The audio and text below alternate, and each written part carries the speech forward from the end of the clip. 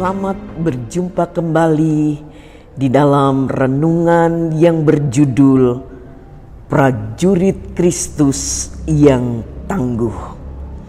Kita akan baca di dalam suratan 2 Timotius pasal yang kedua ayat yang ketiga. Ikutlah menderita sebagai seorang prajurit yang baik dari Kristus Yesus. Menjadi pengikut Kristus merupakan suatu panggilan yang begitu indah. Karena kita tidak hanya menjadi jemaat yang hadir setiap ibadah hari Minggu saja, tetapi kita juga dipersiapkan untuk menjadi prajurit Yesus yang tangguh untuk menghadapi berbagai macam peperangan rohani dalam kehidupan kita. Efesus 6 ayat 12 jelas sekali mengatakan bahwa hidup kita tidak hanya hidup secara jasmani saja, darah dan daging, tetapi hidup secara rohani juga, di mana ada roh-roh jahat yang harus dilawan dan dipatahkan pekerjaannya, yaitu dengan kuasa darah Yesus. Iblis selalu menjalankan siasat jahatnya melalui berbagai macam masalah dan cobaan, bahkan melalui kenikmatan dunia untuk dapat menjatuhkan umat Tuhan. Tanpa ada perlawanan dari umat Tuhan, maka umatnya akan terseret jatuh dalam dosa. Oleh karena itu, kita harus menjadi prajurit Yesus yang tangguh agar dapat memenangkan pertempuran rohani ini.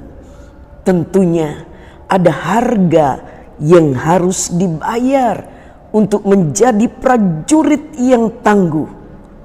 Harus ada usaha yang kuat dan tindakan yang harus kita lakukan agar dapat menjadi prajurit yang baik. Yang pertama, rahasia untuk menjadi prajurit yang tangguh, fokus kepada Tuhan. 2 Timotius 2 ayat 4 berkata, seorang prajurit yang sedang berjuang tidak memusingkan dirinya dengan soal-soal penghidupannya, supaya dengan demikian ia berkenan kepada komandannya. Prajurit yang berjuang memfokuskan dirinya kepada peperangan yang sedang dihadapinya. Dia tidak boleh kehilangan fokus, karena begitu kehilangan fokus sesaat saja, maka dia bisa kehilangan nyawanya dan merugikan seluruh pasukan. Apa yang diperintahkan oleh komandannya akan dijalankannya dengan sepenuh hati, tanpa pertanyaan ataupun keraguan sedikit pun. Demikian juga dengan kehidupan rohani kita. Kita harus bisa memfokuskan diri kita kepada Tuhan dengan menyingkirkan segala keraguan, ketakutan, kekhawatiran, dan segala pertanyaan yang muncul dalam diri kita. Ibrani 12 ayat yang kedua, marilah kita melakukannya dengan mata yang tertuju kepada Yesus. Haleluya. Tuhan kita adalah komandan yang tahu persis tujuan dari perintah yang diberikan bagi kita. Ketika kita fokus untuk melakukan segala perintahnya dan percaya kepadanya dengan segenap hati, maka kita akan dapat menyelesaikan misi yang Tuhan sedang berikan bagi kita. Yang kedua, disiplin. 2 Timotius 2 ayat 5 berkata, seorang olahragawan hanya dapat memperoleh mahkota sebagai juara apabila ia bertanding menurut peraturan olahraga. Olahragawan tidak akan memperoleh mahkota sebagai juara jika dia tidak berlatih dengan sungguh-sungguh. Jika dia bermalas-malasan dalam berlatih, hari ini berlatih, besok tidak, kemudian hari berikutnya berlatih, dan hari berikutnya lagi tidak berlatih, maka dia tidak akan bisa menjadi juara. Untuk itu diperlukan yang disebut dengan kedisiplinan. Kedisiplinan dalam berlatih akan memacu keterampilan dan kekuatan sang olahragawan sehingga dapat bersaing dengan ketat pada saat pertandingan. Mazmur 132 ayat 12, jika anak-anakmu berpegang pada perjanjianku dan pada peraturan-peraturanku yang kuajarkan kepada mereka, maka anak-anak mereka selama-lamanya akan duduk di atas tahtamu. 2 Tawari 29 ayat 11, anak-anakku, sekarang janganlah kamu lengah, karena kamu telah dipilih Tuhan untuk berdiri di hadapannya untuk melayani Dia. Yehezkiel 11 ayat 20 berkata, supaya mereka hidup menurut segala ketetapanku dan peraturanku dengan setia, maka mereka akan menjadi umatku dan aku akan menjadi Allah mereka.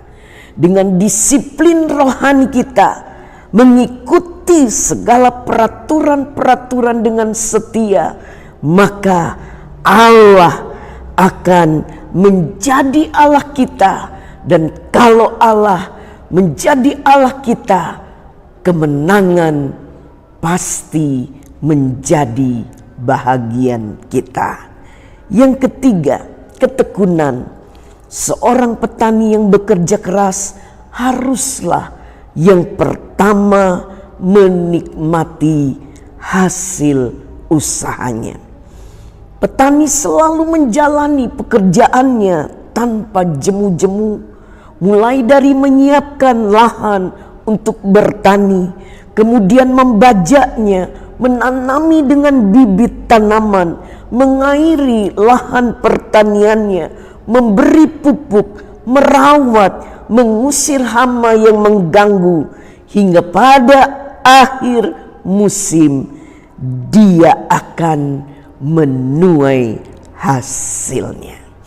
Hubungan kita dengan Tuhan yang kita bangun setiap harinya, firman Tuhan yang kita baca tiap hari dan kita praktekkan, doa yang kita naikkan tiap hari, ibadah yang senantiasa kita ikuti meskipun secara online, semuanya itu adalah sama dengan lahan pertanian yang sedang kita olah dan kita tanami dengan tanaman yang kemudian kita pelihara sehingga akhirnya kita panen hasil buahnya. Luar biasa. Kolose 1 ayat 11 berkata, dan dikuatkan dengan segala kekuatan oleh kuasa kemuliaannya untuk menanggung segala sesuatu dengan tekun dan sabar. Roh Kudus akan membantu kita supaya kita tekun membina hubungan dengan Tuhan. Kita sedang membangun kehidupan rohani yang kuat dan bertumbuh terus hingga pada akhirnya hidup kita akan menghasilkan buah pada waktunya. Kita akan terbentuk menjadi prajurit Tuhan yang kuat dan handal, yang siap menolong dan membantu setiap orang yang kesusahan atau yang sedang dalam masalah. 1 Korintus 15 ayat 58 berkata, "Karena itu saudara-saudaraku yang kekasih, berdirilah teguh, jangan goyah, dan giatlah selalu dalam pekerjaan Tuhan, sebab kamu tahu bahwa dalam persekutuan dengan Tuhan, jerih payahmu tidak sia-sia." Dengan memfokuskan kehidupan kita kepada Tuhan, mendisiplinkan diri di hadapannya, dan tekun membina hubungan dengannya, maka kita dapat menjadi prajurit yang tangguh bagi kemuliaan nama Tuhan. Tuhan memberkati.